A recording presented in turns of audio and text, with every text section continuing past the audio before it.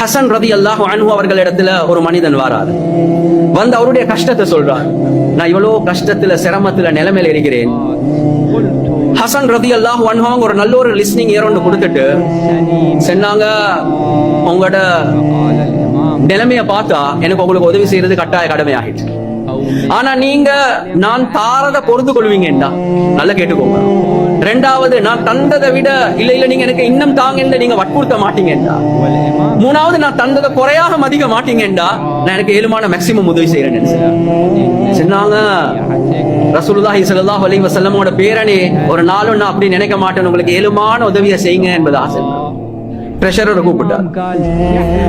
கூப்பிட்டு சொன்னாங்க, எங்கட திர்ஹங்கள் வெள்ளி காசு எவ்வளவு இருக்குது பாக்கி?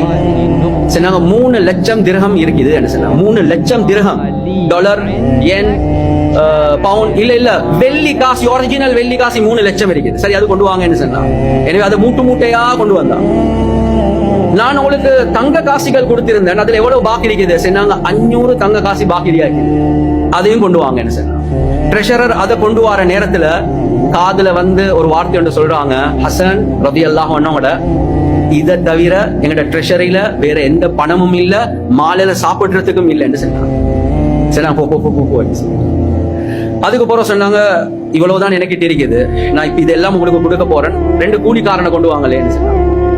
கணியத்துக்குரிய சகோதரர்களே, நண்பர்கள், அந்த 2 கூலிக்காரனை கொண்டு வரான். என்னத்துக்கு? அந்த காலத்துல இந்த காலத்து மாதிரி செக் இருக்கல்ல, கேஷ் இருக்கல்ல, தங்க காசுகள் 3 லட்சம், வெள்ளி காசு 3 லட்சம் தூக்கி கொண்டு போகணும். 50,000 500 தங்க காசு தூக்கி கொண்டு போகணும். எனவே கூலிக்காரன் 2 வந்த உடனே ஹசன் ரலியல்லாஹு அன்ஹு அவங்களோட மேலாடை அப்படியே கழட்டிட்டான். மேலாடைய கழட்டிட்டு சொன்னாங்க, எனக்கு இந்த 2 கூலிக்காரனுக்கு கொடுக்கறதுக்கு பணம் இல்ல, கூலி கொடுக்கறதுக்கு பணம் இல்ல, இந்த பணத்தோட வீட்டுல கொண்டு போய் இறக்குறது இருக்குது, இது என் கடமை, என்னையால செஞ்சு கொள்ளலாம். எனவே என் மேலாட இதை நான் உங்களுக்கு தாரன், அவங்களுக்கு கூலியாக கொடுத்துடுங்க என்பதா. கொடுத்துட்டும் உள்ளம் செல்லுது, யா அல்லாஹ் நீ கபூல் செய்வாயோ தெரியா, எனக்கு இதை விட செய்ய தெரியாது ரப்பே என்பதா அழுந்துட்டாங்க.